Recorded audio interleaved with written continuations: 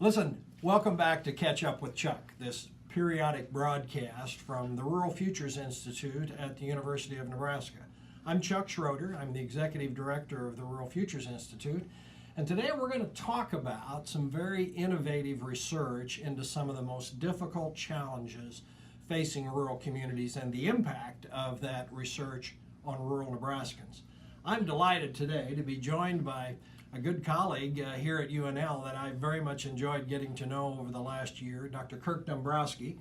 Kirk is the John Brunn Professor of Sociology at UNL, but I think it's important to know that he's an internationally respected scholar who's worked from Nebraska to Alaska to Puerto Rico and all kinds of other places around the globe, really going face to face with rural issues ranging from opioid addiction to minority health disparities, among other things. In that role, I think it's important for you to know, as a colleague here at the Rural Futures Institute, Kirk works across a number of fields that include sociology, but also anthropology, psychology, political economy, and there may be some others. Nutrition, hang out with artists a little bit. I even hang out with artists. Yeah. So anyway, Kirk, why don't you give us a snapshot of your background and your work at UNL? I'm happy to. Prior to coming to UNL, I was in New York City as a researcher at City University of New York, and I was collaborating with Les Whitbeck, who was a professor in the sociology department, very internationally renowned scholar in Native American health. And I was a consultant on one of his grants, and he invited me out to Nebraska. He was retiring, and they put on the charm and put on the push and convinced me to relocate here, and it's been a great move. Prior to that, I had started out as a field researcher in Alaska and dealing on substance abuse issues and suicide, which is a large problem in northern communities, in many Native American communities. And my frustration with that led me to try to figure out some new ways to deal with data collection, social relationships, and how you document them, and those things. And I was very lucky to find a collaborator in a computer scientist named Bilal Khan, who became my research partner, as you know. Fascinating guy. He's over for sure. Jack of all trades, amazing intellect. And together we started developing some tools for data collection that allowed us to collect the kinds of data that we were doing already, but quicker, faster, better, easier. And that had created a lot of research opportunities. So as you say, we wound up all over the Arctic, and then in the Caribbean, we were in Vietnam, and we're looking at some collaborations with Lusaka Hospital in Zambia right now. And so UNL was looking to replace Dr. Whitbeck when he was retiring. And they made me a great offer, a very generous offer, and we were ready for a move. And my wife's from the Midwest, and it made a lot of sense, so we were really happy to get here. Listen, you have assembled a very interesting group in your REACH research group. Yep. Tell about that just a little bit. Yes. So when I came here, I founded the REACH Lab, which is Research, Evaluation, and Analysis for Community Health. And the website is reach.unl.edu if anyone's interested. We were doing community-based research, I think, from the very beginning, and that was we knew that in order to do good work in rural communities that we had to be in touch, and that meant getting people involved in the research process from beginning to end. And so we assembled a lab that has all kinds of, it has the capacity to do the high-end technical work that we do right now. We have 5 full-time programmers. But we also have community engagement specialists. We have longtime project coordinators who have worked in the field with Native American communities, with Midwestern communities. And then very fortunately, I was able to convince UNL to reach out and bring Bilal Khan, my former research partner in New York, out here as well, so he's there. So we put together a lab that is simultaneously a software development lab, a community impact lab, a theory lab, and I just wear different hats every day. And very fortunately, we have really smart people in all of those separate areas, and the real art of my job is just to be the conductor. So our postdocs right now are a mathematician from University of North Carolina, an anthropologist from Stanford, a sociologist out of Nebraska, And so my job is to figure out how do all those pieces go together. Leadership matters one more time, and I hear from your Yeah. team about the quality of your leadership. Well, listen, speaking of your team, you and your Yes. team have been working on a Rural Futures Institute Yes. sponsored project that under the title of Minority Health Disparities. But let me just say from a community perspective, you're talking about dealing with challenges to access to quality health care for people coming from different cultures, different countries, overcoming language barriers, cultural barriers, all kinds of issues in a community. You've been conducting that research in one of Nebraska's legendary rural Yes. communities, Lexington, out Amazing in the place. heart of Dawson County. Yeah. Talk a little bit about the very unique, high-tech, high-touch approach that you've taken there. Absolutely. So I'll just back up and say one of the other roles that UNL was looking to fill when I came out was the Minority Health Disparities Initiative, which is something started by Prem Paul, the former Vice Chancellor for Research, and is now carried on by Steve Goddard, our Vice Chancellor for Research now. And this is aimed at trying to do three things, which was increase faculty work in minority health disparities, train the next generation of minority health scholars, and to have real impact in communities in Nebraska. So I was asked to take over that initiative, and that involved taking a group of young faculty, many of whom have been hired in the last few years, and from many different departments: psychology, educational psychology, nutrition, sociology, anthropology, who am I leaving out? Computer science, and bring them together. And so this project was an attempt by us to put some of our tools and our community impact people in place and bring a bunch of young research scholars into the research fold to teach them how to do community-based research and to do that in a way that impacts Nebraska. So we put together a proposal around Lexington, and as you know and as you hinted at, Lexington is a community that's undergone a massive demographic shift, and this is not that makes it unique, but not that unique, right? I mean, this is Right. This is Crete, this is Schuyler, this Absolutely is Marshalltown, right. Iowa, this is many places, and so and that has meant that we have whole new communities in the center of very old communities, and often those new communities have very different languages, they have very different ideas about what health is, about how health matters, about how you get health and achieve health. And they also live in a very different condition. Most of them are working in the meatpacking industry. They're no similar to each other than they are to the folks that they moved in next door to. And so you have folks from Sudan and Somalia, Guatemala, El Salvador, you have Corinne from Asia. So what we wanted to do was to try and use some of our tools to be able to reach those communities that don't show up in most of the ways that data is collected. So if you do a survey, you call people on their phone, you find out where they are and you call their home phone. We all know that. We all get called all the time at dinner. Most people don't have a home phone. Sure. They have a cell phone, and their cell phone could be from wherever they came into the country. So some of them have a New York area code. Some of them, many of them are leery of outsiders, and so won't respond to a knock on the door. So what we tried to do was to implement a project that could reach those people through other surveying means. And the way we do that is that we think of human social connections as something that looks like the World Wide Web.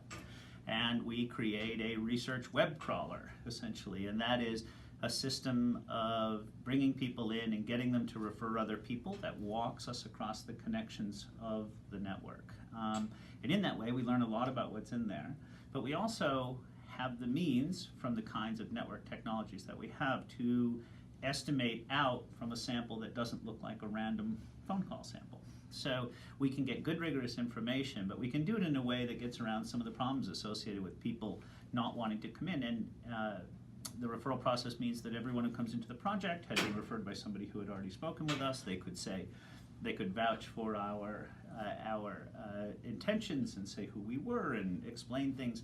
And I think that's that high touch aspect that you're talking absolutely. about. But it combined with this kind of analytic technology we get out of the World Wide Web, that is that high-tech component of people coming in, doing network analysis laying out their networks on a computer, being analyzed even on the spot sometimes.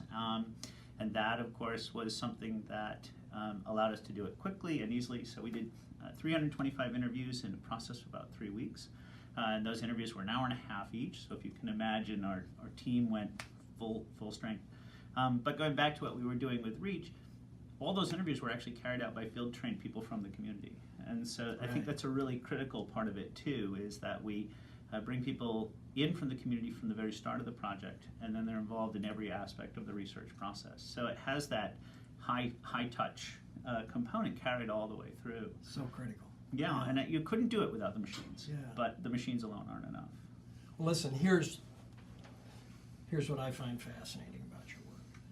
We know that we have viewers who look at sophisticated university research, which certainly you and your team conduct. They think of that as being years of data collection, then drawn back to the lab for tedious analysis, perhaps resulting in a report. Can't even tell you how tedious sometimes. That goes on a shelf that may be of principal interest to other scholars. Yes. Your work has impact, and it has impact very quickly.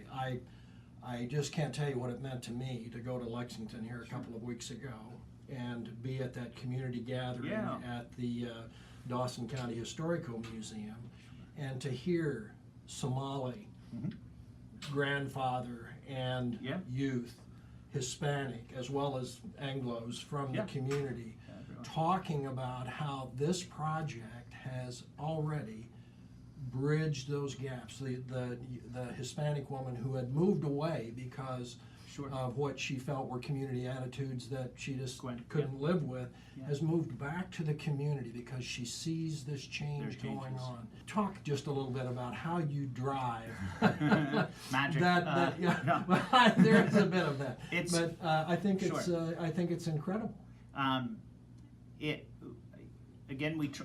The key thing is that having people involved from the very beginning, letting some of their interest drive, and most of the time entirely their interest drive the research questions. I think that was a critical part of what we did. So I didn't mention before, prior to the survey, we did a large photo voice project where we actually gave people cameras, and they went out and took pictures of things that were important to them, or things they thought people didn't know about their community, or aspects of their life that are probably not seen, that they think almost are boring. And then we bring them in, sit around a table, and they talk to us about what's going on there. And we formed our research questions out of that. So by the time we got to actually going into the field and doing research, it was already being driven by their kinds of, by the community's input. And that was a big diversity of questions. And so our job as researchers was to try and make that into a rigorous format so that we could get data that we thought was really actionable data, rigorous actionable data, because the rigor matters.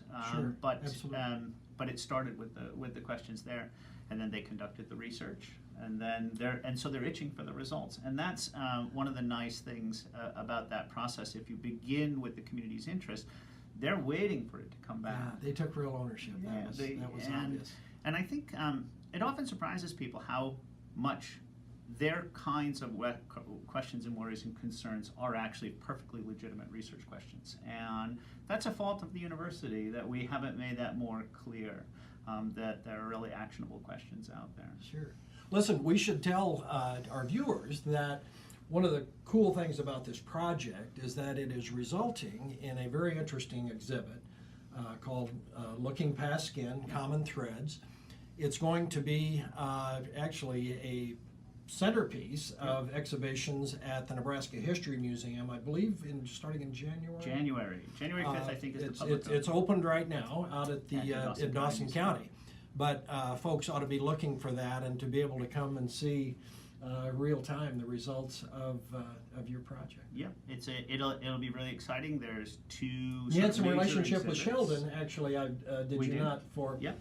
Part of that development. And we're now working with Sharon Kennedy at the Historical Museum, and that will be 2 exhibits that will be up, and they'll be addressing in some ways that original photo voice project, and more about the kind of health results that we found. But it's an art piece as well, and I think that's really critical for giving people opportunities to engage the work that we do emotionally as well as intellectually, aesthetically, and with some real connection. And I think art does that in some ways, in ways that we can only envy in science. Well, for folks who think you're a buttoned-up old college professor, I will always hold the memory of walking into the museum and here's Kirk doing posters and cook and bottle washer. Absolutely. So Yeah. I knew you were a true believer in Yep. what we were getting ready to tell. Well, listen, Kirk, I just wanted you to know the Rural Futures Institute is so proud to be associated with you and your very eclectic gang Yes. of researchers and difference Merry makers. band, yes. But you know, we believe this is the path to impact for rural people, connecting people in the community who have said, we're not okay with where we are. We think we know where we want to go. We want to make it better. Connecting them with people like you and your team who can come in and help them with such sophisticated tools to grapple with those very difficult issues, but in, as we've described, a very high-tech, high-touch approach that we think is central to the way we do things at the Rural Futures Institute. So, Thanks. anything else you want to add about your work? Well, I think you hit it right on the head. I think that the folks are in rural communities are rightfully wary of the intentions and questions of people who come in from the outside. That high-touch question is really critical. But rural people have always been tech-oriented. I mean, they're early adopters everywhere. The whole process of rural production is a trial and error process, and people are very comfortable with the concept that their world can change by new tools and new equipment. So we've actually found that can work really well. And I know that partly because I'm from a small town, even though I came here from New York City. I grew up in a place a lot of people have heard of, but don't know as a small town called Nantucket, Massachusetts, which is an island of 8,000 people with 3 ferries a day. And if you think you're in the middle of nowhere, try being 17 miles out in the ocean. So I understand the perspective that says we worry about why people would be coming in and asking a lot of questions, but I also recognize that people are really interested and engaged in the kinds of, and in experimental ways about how they can make their lives better. And I think actually rural people are probably more adept at that than urban people in my experience. So thank you for the opportunity. We are proud of the work that you're doing on behalf of the University of Nebraska and certainly on behalf of rural people everywhere. Well, listen, we want you to stay in touch with the Rural Futures Institute. Look at our newly redesigned website. It's a lot of fun. And know that in weeks ahead, we'll be coming back with another episode of Catch Up with Chuck, looking at rural people, rural places, innovators, thinkers, doers, artists, and others who are helping to make rural places a legitimate best choice for worthwhile living. Thanks for being with us.